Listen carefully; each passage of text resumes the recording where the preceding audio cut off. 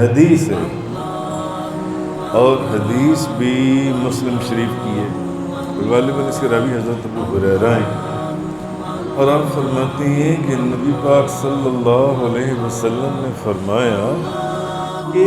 جو بندہ ایک مرتبہ درود شریف پڑھے، حضور نے کیا فرمایا، اس پر اللہ کی 10 رحمتیں، اور جو 10 مرتبہ پڑھے اس پر حضور نے کیا فرمایا، اللہ کی 100 رحمتیں، اور جو 100 مرتبہ پڑھے اس پر اللہ کی 1000 رحمتیں، اور حضور نے فرمایا، حضرت ابو ہریرہ فرماتے ہیں کہ جو بندہ 1000 مرتبہ درود شریف پڑھے،